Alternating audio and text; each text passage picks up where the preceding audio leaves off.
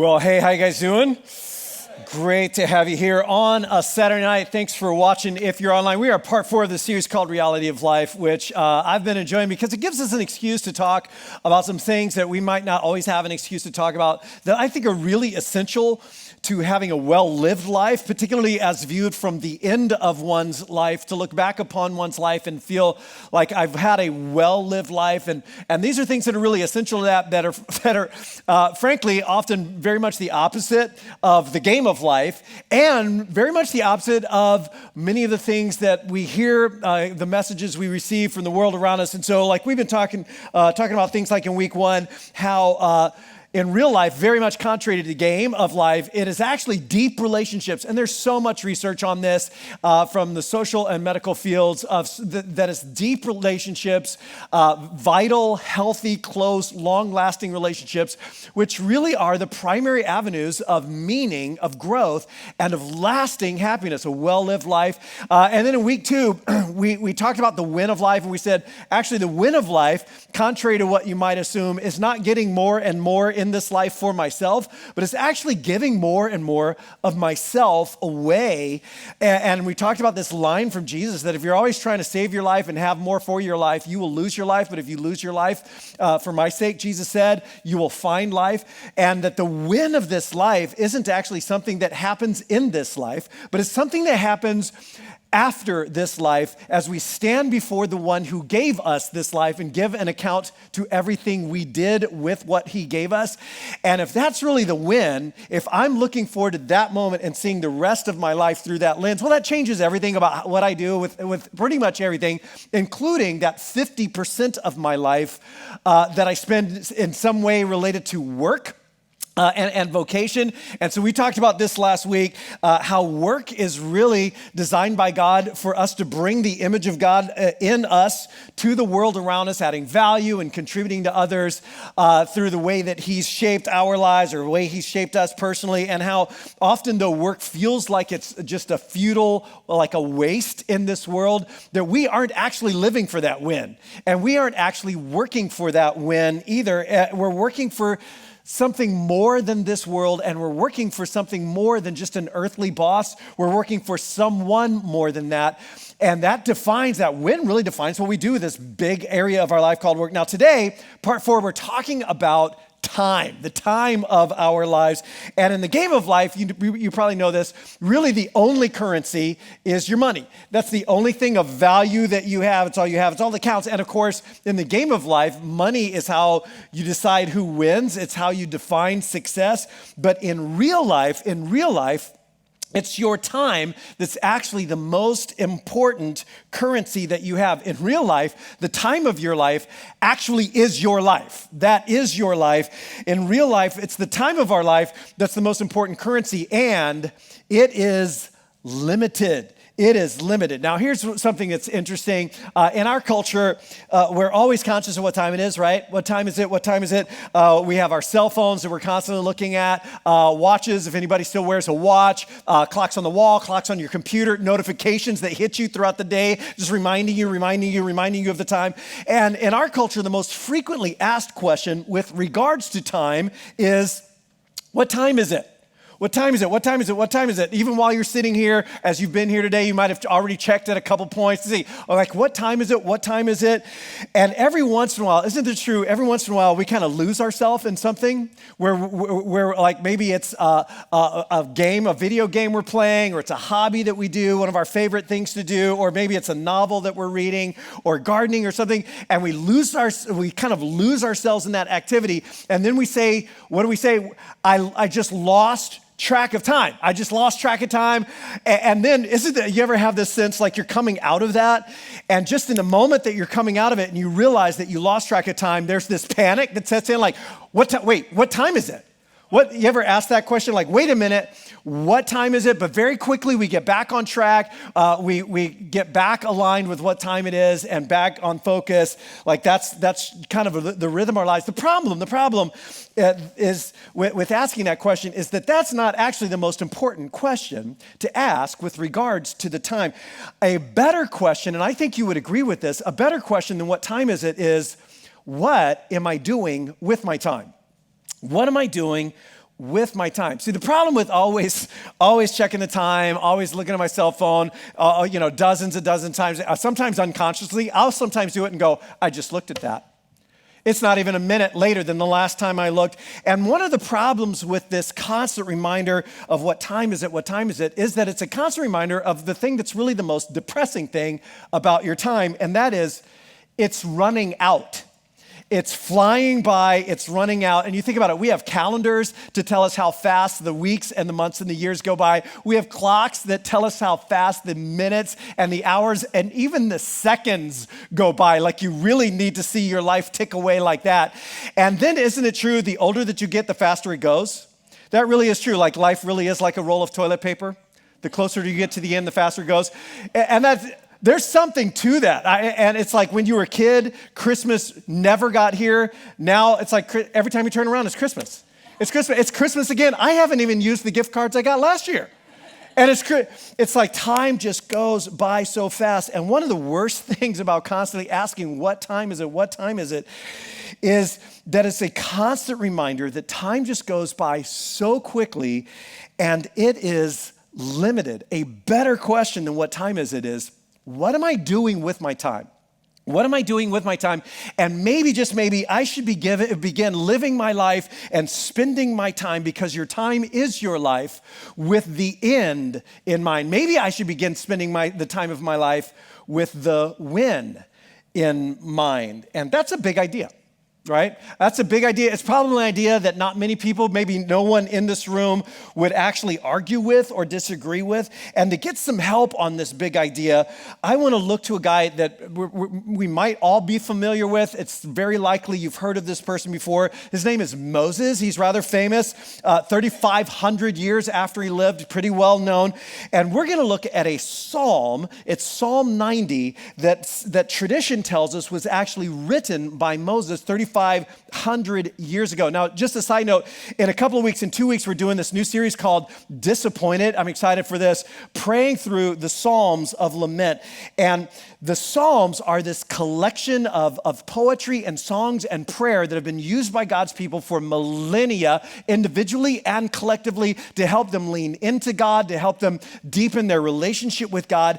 And the greatest percentage of the Psalms, and there's a collection called the Book of Psalms, there's 150 of them in the middle of the Hebrew Scriptures. The greatest percentage of them, roughly 2/3 of them, are called Psalms of Lament. Now, you know what it means to lament. It's to grieve, to cry out. And these are songs and prayers and poetry that's designed to help facilitate us bringing our disappointment and our grief and our pain and our struggle and our confusion and even our doubt to God, rather than allowing those to drive us away from God, to wrestle with God through the real stuff that we feel sometimes. And this psalm we're going to look at, Psalm 90, is actually part lament, and it's partly what's known as a psalm of trust and partly a psalm of wisdom. And Moses in this psalm gives us some wisdom. He gives us a much bigger context and a much bigger framework for understanding the brevity of our lives. There's this sense of smallness in the psalm. There's this sense of humility, but there's also a profound perspective. And here's how the psalm begins. It's so beautiful. It begins like this. Lord, you have been our dwelling place throughout all generations. Like you are the context in which every generation has lived, that we all lived. We have lived our brief lives in you. You are our dwelling place. And then he says, this is really beautiful. Before the mountains were born, it's such a great turn of phrase. Before the mountains were born, or you brought forth the whole world, from everlasting to everlasting, you are God. From everlasting to everlasting. And Moses says, those are the bookends of our lives. Those are the bookends of our brief lives, not our birth date and our death date, but there's everlasting to everlasting, and there's God. And then there's my life. And then he says this is a great line. You turn people back to dust. And this is like for me, this is like the Lord of the Rings Gandalf moment in the psalm, like, you shall not pass. He says, like, you turn people back to dust, saying, return to dust, you mortals. Kind of a cool line, right? Kind of a cool line. In other words, like, no matter how rich or cool or accomplished or cute or big stuff or important you think you, by the way, I'm Moses, no matter how important or famous you think you are, at the end of it all, you're mortal. And God says, okay, time to return to dust now. Whoa, that's humbling. That's humbling. Then he says this, 1,000 years in your sight is like a day. 1,000 years. Think about this, a millennium. 1,000 years ago, not 1900s, 1800s, 1,000 years ago, we were in the middle of the Middle Ages, right? This was 1,000 years ago was before the Crusades. 1,000 years, you think of the last 1,000 years and how much history, the 1100s, 1200s, 13, 15, 16, 17, 18, 1900s, how much history has passed under the bridge?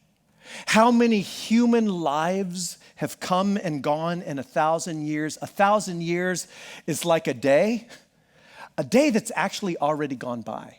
It's already just a memory. It's like you ever have this great day, this big day you're building up to, you're looking forward to, and then the day's over and you're thinking back on the day, it's like, wow, all of that hoopla, it's just a memory now. Now all that is 1,000 years is like a day that's now just a memory, or like a watch in the night. Now a watch in the night is a military term. It's roughly 4 hours. That 1,000 years is like this 4-hour span, and I'm out in the middle of the night and I'm all alone and I'm watching it. It feels like it's a long time. It feels like an eternity. And then it's 4 hours and it's 1,000 years. Now don't do the math. Like, okay, so if 1,000 years is 4 hours, then my lifetime, because that'll just be depressing. But here's this point. You need to see your life in a very different kind of perspective. And then he says this, you sweep people away in the sleep of death. Or another way to translate that Hebrew phrase is you sweep people away like a dream in their, it's just like, it's gone. They are like the new morning grass in the morning, like new grass in the morning in a desert climate. It springs up in the cool of the morning, in the dew, the fresh dew that's fallen. It expresses, it's flourishing. It looks amazing by the end of the day. Dry and withered. Moses is like, hey, that's us. That's us. Like we sprout up. It's like, we're here, we're flourishing. Oh, you're so pretty, you're gone. Like, wait, what? Now, like, thank you, Moses. Like, do not invite this guy to your birthday party, right? He is not coming to my 30th or my 40th. Like, that is not the stuff I need to hear. But here's what we're going to see. Moses' point is not, your life doesn't matter. Your life is just that. It doesn't, that's not his point. His point is not, so who cares? Or, it's over before it starts. Just surrender to fate. His point in part is our lives are so brief that it's futile to try to create something meaningful with our own lives, with our own little lives on our own for ourselves, because the truth is we are not that big and we are not that special and we do not have that much time. If we think we're it, if we think we are the point of our lives, we are missing the point of our lives. And if you're living your life thinking that you can keep that from happening to you, that will never happen, or trying to live as if it won't happen to you, you are in denial, and worse, you're actually missing an incredible opportunity. Now, at this point in the psalm, the tone of the psalm shifts into lament. And we're going to skip a little bit, but as you read it yourself, as you soak in it maybe this week, you'll see that there's this expression, and we can imagine a few points in Moses' journey along the way and their journey as a community where he might pour out this angst to God and wrestle with God over the things that he writes in this psalm. And you read these lines, it's like, man, he is troubled right now. They are in trouble right now, and they are just pouring that out to God and questioning God with that. And then he says this, verse 10, our days, this is just so like now, right now, real life, they may come to 70 years, or hey, maybe 80 if our strength endures. If you're healthy, maybe 80. Yet the best of them are but trouble and sorrow, for they quickly pass and we fly away. In other words, even if you have a good life, even the best of those years, the best of those days, there's trouble, isn't there? There's loss, there's disappointment, there's grief, and it doesn't mean God's not there. And it doesn't mean he doesn't care, that he doesn't love you. It doesn't mean he's not paying attention. And it does not mean that he's not up to something eternal and something good, but it's just all so brief that we don't always get to see it ourselves. And then he ends this major part of this section of the psalm with a prayer. And this prayer is really the centerpiece of the psalm, the hinge of the psalm. And the prayer goes like this: so teach us to number our days. Teach us, God, teach us to live as if our days are numbered, and to live with this constant, even daily sense of the days that we have and the days that remain, to live with the end of our days in mind, because our days are numbered, they are limited, and they are coming to an end. Now, numbering our days is something we've all done before. This is something everybody has done. If you've ever had final exams, oh boy, how many days do I have left to study? If you've ever had a huge deal going through or a project you needed to finish, it's like, okay, when is that due? How many days do we have left? If you've ever been a kid waiting for Christmas, you know what it means to number the days, right? And if you've ever been a parent who has to get stuff for their kids at Christmas, it's like, how many days do we have left? How many shopping days? You are numbering the days. If you've ever gotten married, you might have numbered those days. I do a lot of premarital counseling when we marry people, and I've noticed there's differences in personality, but more than half the young couples I marry, as it's getting close, I go, how many days you have left? They can just tell you, 63. 17, yeah, it's getting close. They just know the days, right? They're numbering their days. If you ever had a baby, right, you had a due date. My oldest daughter is about to have her first baby. It was due yesterday. Nothing happening right now, which would be expected, but she has been counting the days, and you might expect her to be counting the days for the last handful of months. We know, you've numbered your days before. You've numbered your days. You had an important day coming. There's a limited number of days to get ready, and there are things that need to be done to prepare for that day, and so you know what it means to be numbering your days. And Moses says, hey, we may not know the day of our death, but we know that our lives are brief. They are like the morning grass. They are over before you know it. So teach us. With that in mind, teach us, Heavenly Father, to live as if our days are numbered, to count our days and to treat them the same way, so that, and this is a great line, and here's the result, here's the outcome of knowing how to number of days or being taught that we may gain a heart of wisdom.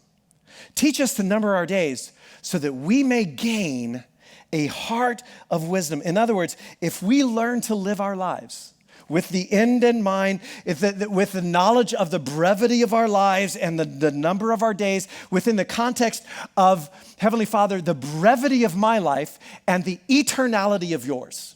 The brevity of my days and the eternality of your days. If we will learn to live within a context of brevity and eternity, we will become wiser, deeper people with wiser, deeper care. I will make better decisions. I will make wiser decisions. I will make better financial decisions. I will make better relationship decisions. I'll make better parenting decisions. I'll make better recreational decisions, better professional decisions, better time decisions.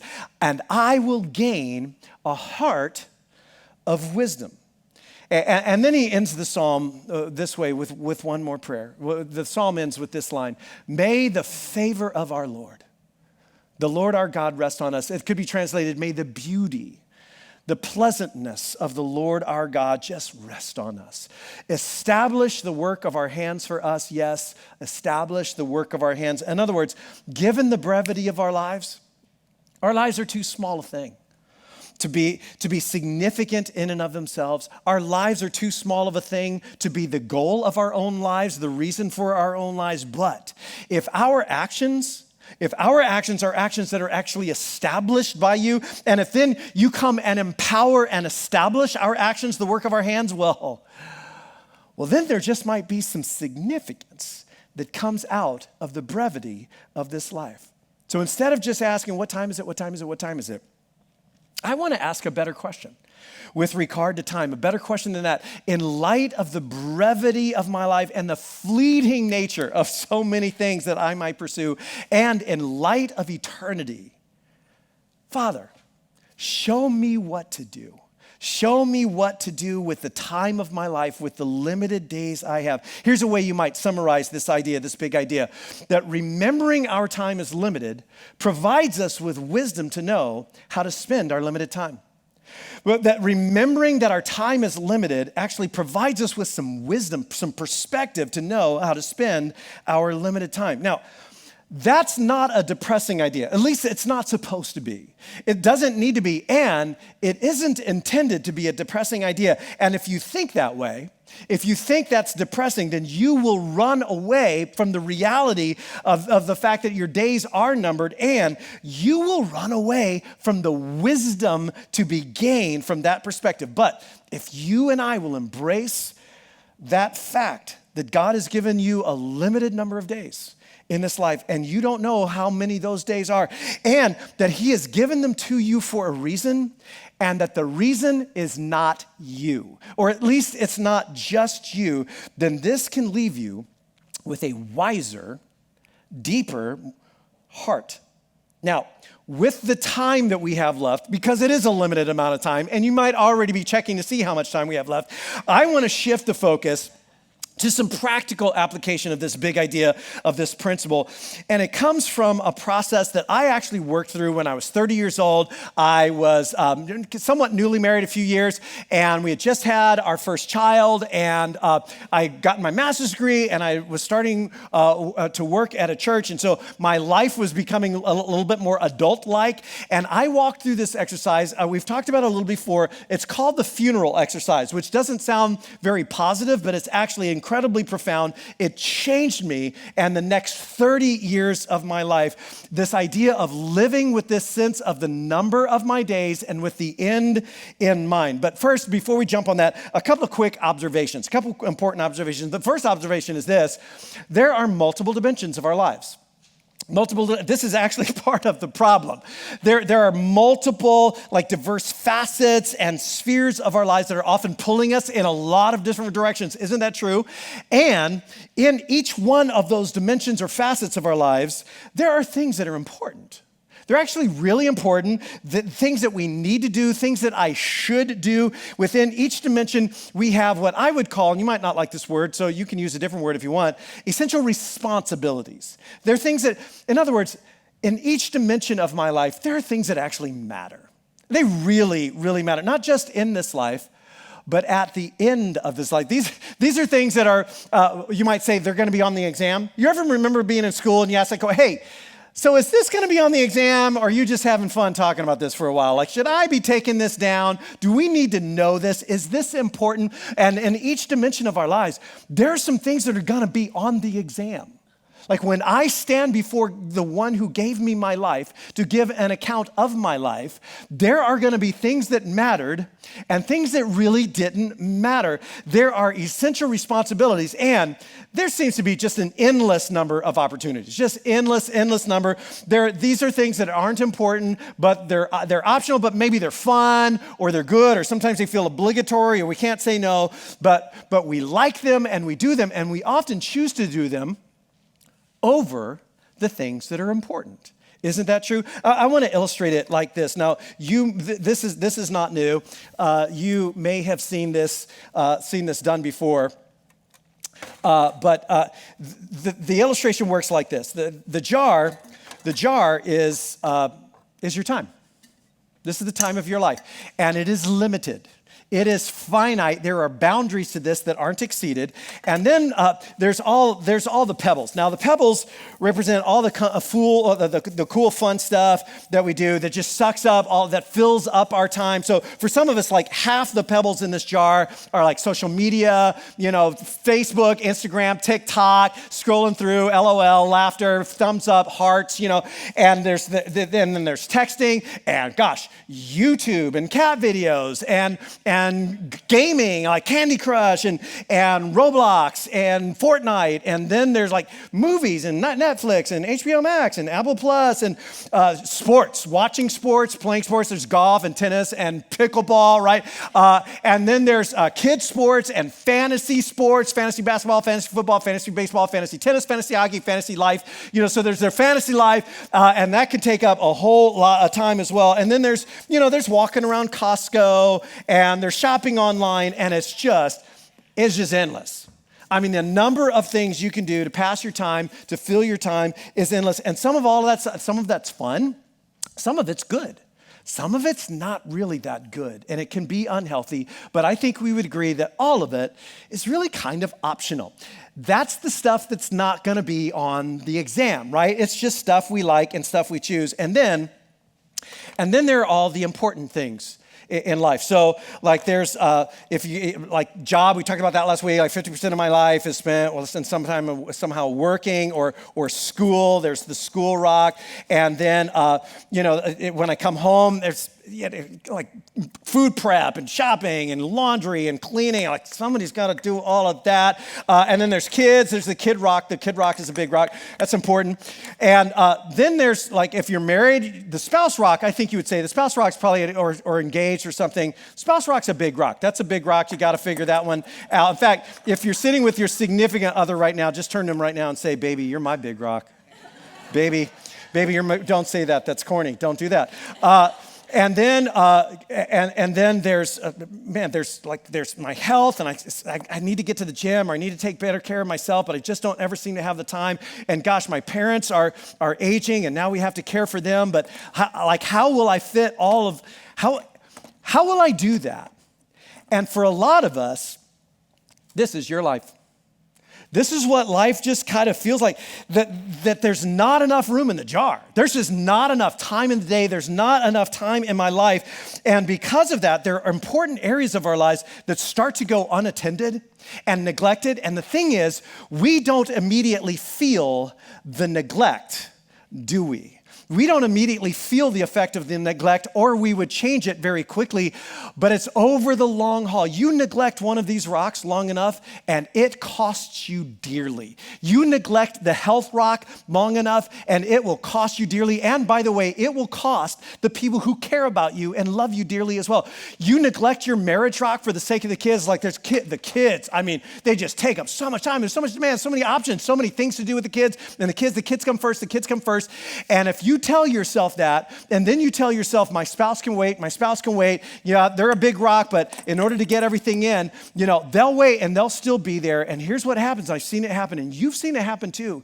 And then after all those, like the years of grind, people look up for like 8, 10, 12 years later, and they realize that it couldn't handle the neglect.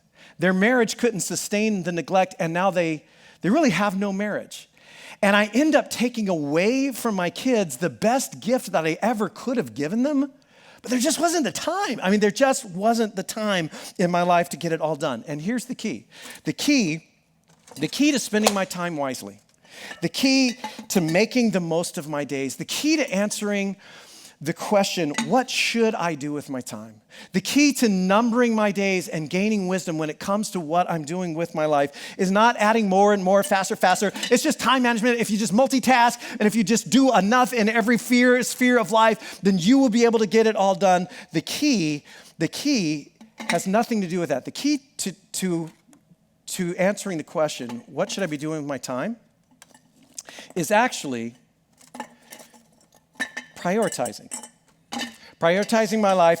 It's recognizing what the big rocks are to begin with. What actually are the most important things in my life? And then figuring out the way that I will put those big rocks in the jar first, so that I can fulfill the essential responsibilities of my life. And so here's where I want to take us. It raises a question that I'm not sure you've ever thought of before. Or maybe you have, and maybe you've answered this, but perhaps you haven't. And the question is this: so then what are the most important responsibilities of my life?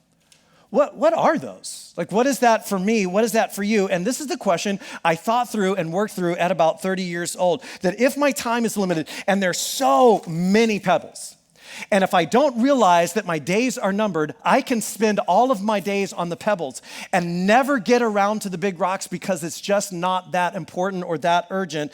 But when I realize that my days are numbered and I'm living with that end in mind, I begin to ask myself, so what needs to go in the jar first? What are those most important things? Now, I want to give you a little time to think about that. And if you want to tune me out and work on that yourself, like go for it, that's fine. But as you're thinking about it, I want to make a few suggestions as to what the big rocks of life just might be. And this is, especially if you're a follower of Jesus, God actually has a lot to say about the key dimensions of our lives and what is essential within each dimension. So, for example, the first big rock, as I did this exercise, this might surprise you, is self. That was the first one I wrote down. So I think you would agree it's a pretty important dimension of my life. And there are endless ways of spending time on me, time on myself, on me time. But not all of these endless options or opportunities will fulfill my essential responsibility when it comes to this area of my life, which I worded this way. Years ago, I worded it this way. Here's my responsibility in this area of my life: to be physically and emotionally and spiritually healthy and whole. That's what I want to be. Now, we just recently did a whole series on this in the month of June. We spent 4 weeks on this, but Jesus once put it this way, and he's quoting the most important line in the Hebrew scriptures, and he actually says it's the most important thing. He says, the most important commandment, the most important thing to get right is this: Hear, O Israel, the Lord our God, the Lord is one. Love the Lord your God. And then he says this: with all of your heart, with all of your soul or your breath, your life, with all of your mind and with all of your strength. In other words, Jesus is saying the most important thing is like, oh, that must be a big rock.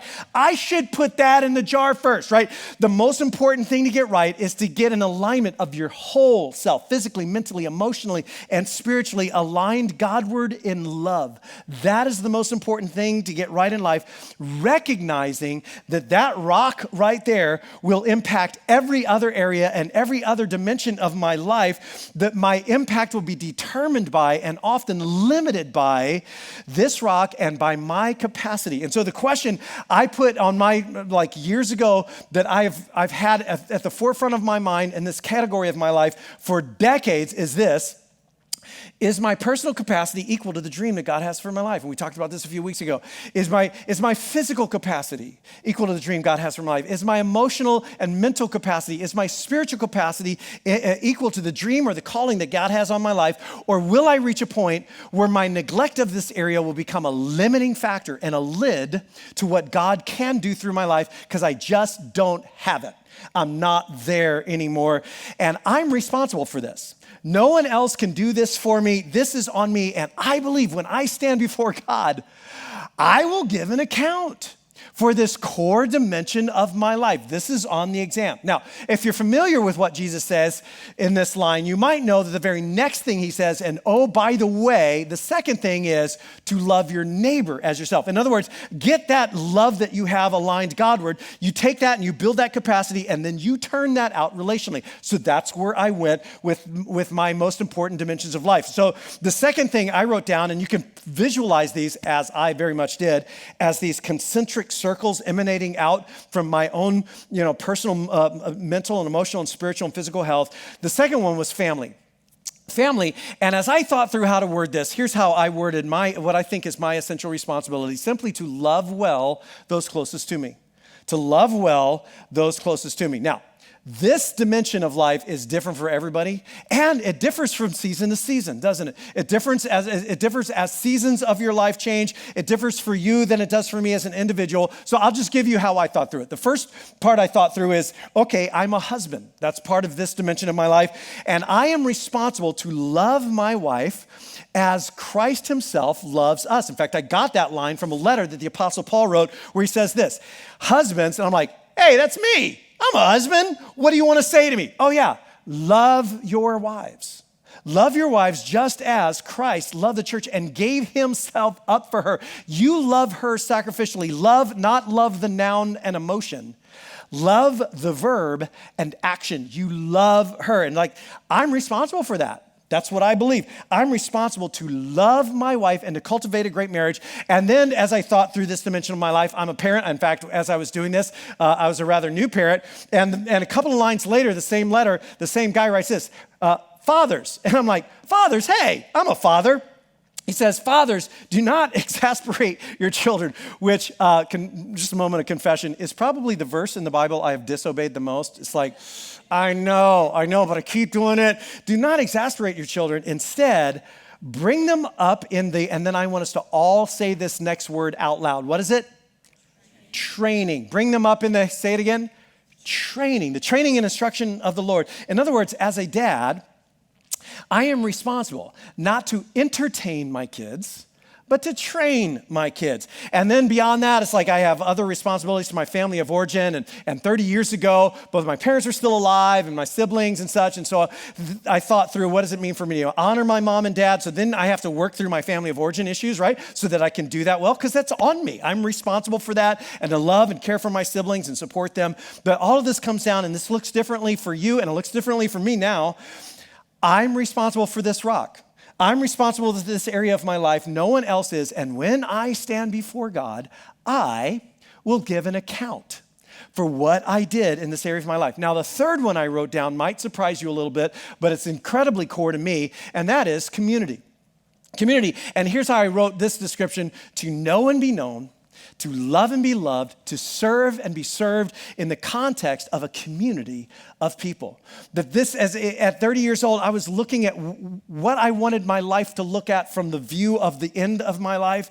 And I realized that core to who God made us to be is this sense of our lives interconnected with others, where we are knowing and being known, loving and being loved, serving and being served, which meant to me, and I think it means for all of us, I need to set down some roots, because this is something that only happens over the long haul. I can't be like a hummingbird just kind of flitting from like flower to flower, experience to experience, the next thing.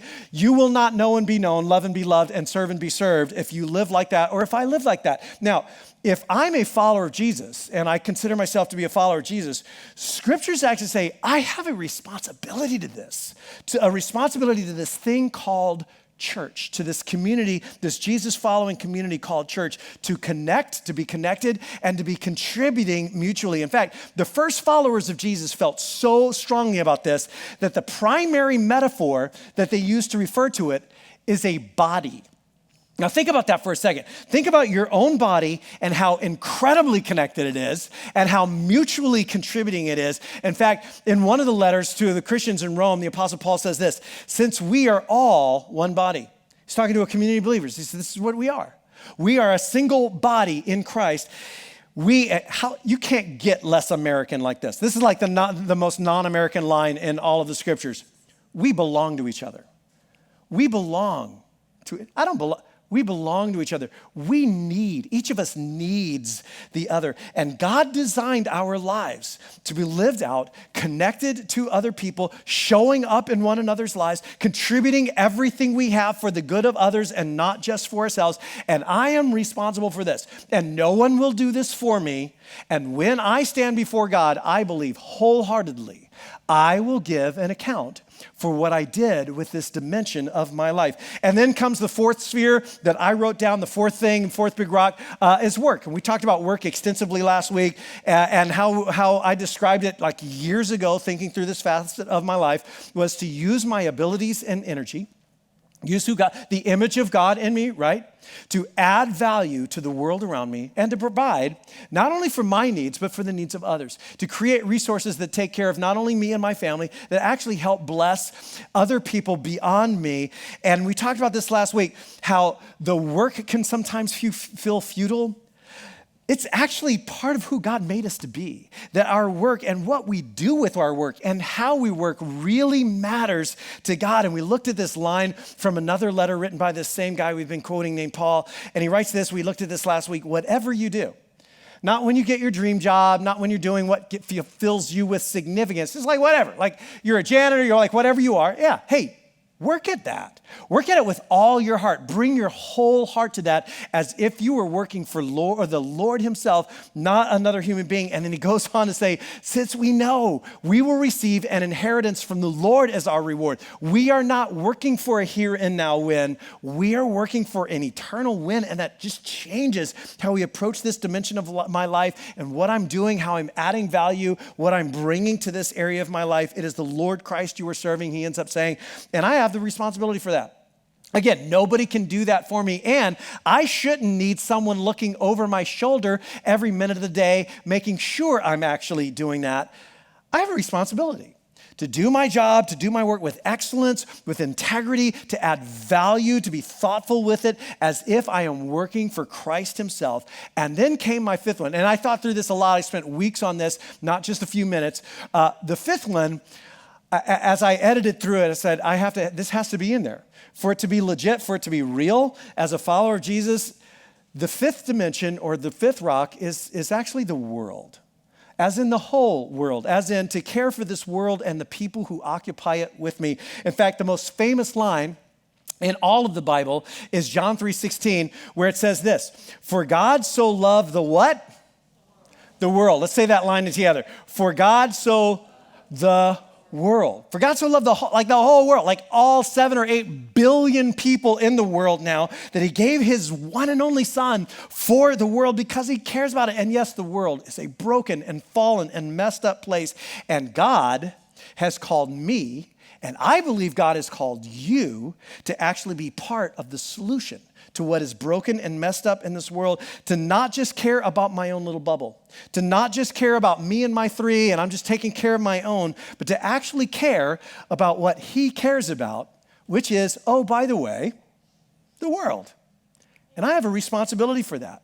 I have a responsibility to play my part in God's solution to the pain and brokenness and isolation of this fallen and fractured world, and to not get so distracted by it and put off by it that I lose grip of what I can bring to it. I need to, how am I doing this? How am I doing this? And I believe this. I will give an account to God someday for what I did. It's going to be on the final. It's going to be on the exam. What I did with those who needed that from me. In fact, I think it's this dimension of life, it's this final one, this fifth one, that gives focus and alignment to all of the others. That when we begin to see our lives through the lens of what God is doing, that arc of history from everlasting to everlasting, within that context, we discover purpose and significance that go far beyond the bookends of our birth date and our death date. 5 dimensions of life that I think are just core. These are 5 really big rocks, and you may parcel that up differently. Seriously, like you work on that, and it's like your season, your life, you're looking at your life, depending on that. But I think you need to figure those things out for you. There might be 7, there might be 8. But here's the thing. Once you start to figure that out, you have to get the big rocks in the jar first. And when we do, this is amazing. You may have seen this done before. When we do, watch this. So here it goes. Facebook, TikTok, Instagram, Costco, YouTube, cat videos. Oh, share that with John. Thank you. Candy Crush, fantasy sports, sitting by the pool, reading a book. There we go. And then watch this. We're not done yet. With room to spare. Now, here's the thing. There will always be pebbles. And there's nothing wrong with pebbles. They will fill the gaps in our time. They will always be there. But here's the point. If you don't get the big rocks in first, you will never get them in. And when we do, we see God increase our capacity and use our lives, and we stand before the one who gave us life and just maybe hear those words that Jesus spoke. Well done, good and faithful servant. So with that end in mind, I just want to wrap up with 3 quick questions to ask yourself, to work through, and there's probably not enough time tonight, but maybe to take the next few weeks and answer these questions. The first one is this: what are the core dimensions of my life right now? What are they? I gave you my 5. You might like them. You might take all of that. You might just dice that up a completely different way. But I think you need to ask yourself, what are the big rocks that need to be in the jar? Like, what is that? And then, what are my essential responsibilities in each dimension? Like, what is important when it comes to the self rock? What is important when it comes to the kids? Or what is important when it comes to my work? Because it's not simply good enough to recognize that that area of my life is important. And it's not simply how much time can I pour into that area of my life. It's important to know what you're actually trying to do with what the essential responsibility is. And so here's how it works. I can spend lots of time on myself. I can spend days on myself. The options for self-entertainment are endless. But not all of those things will increase my capacity mentally, emotionally, physically, and spiritually, will they? In fact, some of them might detract or deter from it. And if it doesn't, it's just pebbles. All of that was just pebbles. Or I can spend so much time on my kids, hours and hours and hours, being at all their side and entertaining them, giving them, like providing them with the latest gashes and driving them from here to here in the latest fashions. But if I'm not training them to be great adults, healthy, emotionally healthy, and spiritually healthy adults. And how many of you know it is possible to spend a lot of time on your kids and not do that? Because we have all seen people go, you were totally child-centered and your kids grew up terribly. It's possible to spend a lot of time on your kids and miss that essential responsibility. Isn't it? Isn't it? And I don't want that for you, and you don't want that for me. It's not enough to know that the area of life is important. It's like, so once I write that down, how will I capture this? How will I capture this? To love well those closest to me, or raise children who are emotionally and spiritually healthy adults. I'm not just raising kids, I'm raising adults. Like, how do you word that? And then the last question, so important, how do I get that rock in the jar? And how do I get the rock in the jar every single time? How am I going to arrange my life around prioritizing and fulfilling that essential responsibility? I am going to need what habits will I build? What relationships, what tribe do I need come walking alongside with me to keep me focused on this? What commitments do I need to make in my life? And listen, habits and commitments are like auto pay. Like, you set them in there and you put them on your calendar and you just repeat them. And over time, they build this capacity, right? And so 30 years ago, I identified these 5 spheres, these 5 dimensions in my life. I wrote them down. It took some time in light of brevity and eternity.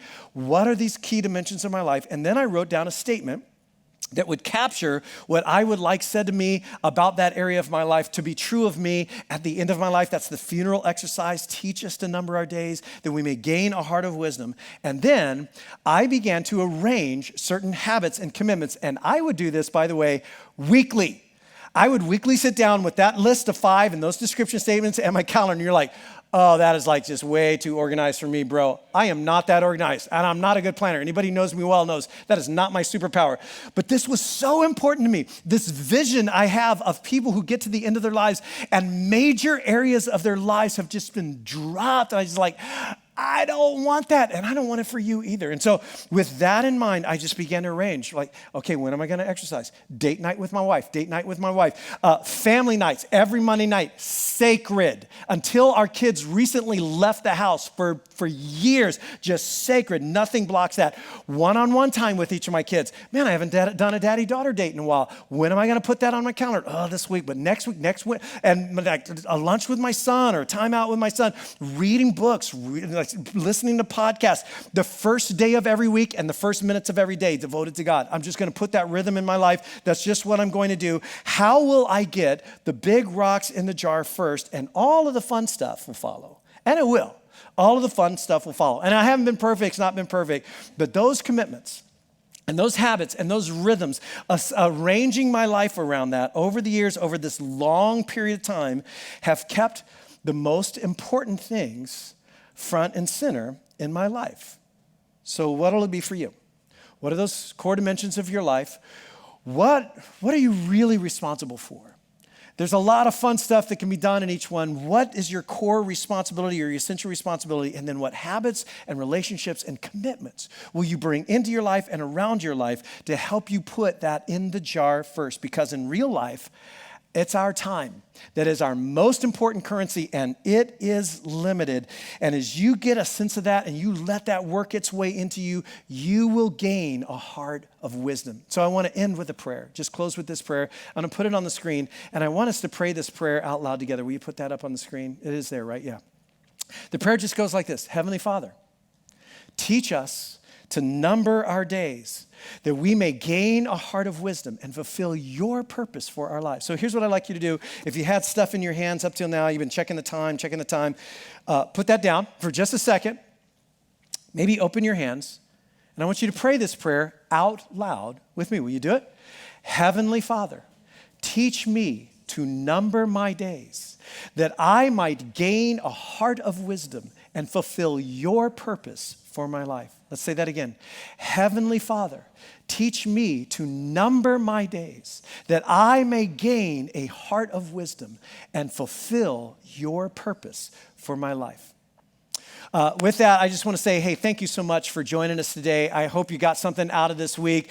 Love to talk with anybody more if you want to process that a little bit more. I hope you'll spend a little time working through that and thinking through that this week, and then join us again next week for part 5 of our series. As you're heading out, please don't forget about those Connect cards that Lyle was talking about. We'd love to hear from you, love to hear from everybody every week. It's a highlight.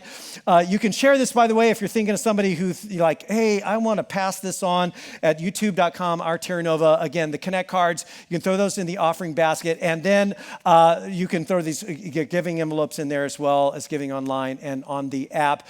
And then finally, one last thing, don't forget to bring somebody back with you next week, because it is the series finale of The Reality of Life, and I'm really excited about what we're talking about next week. So I hope you come back and join us for that one as well. God bless you guys. Have a fantastic week. May the Lord teach you to number your days so that you will gain a heart of wisdom. We'll see you back next weekend.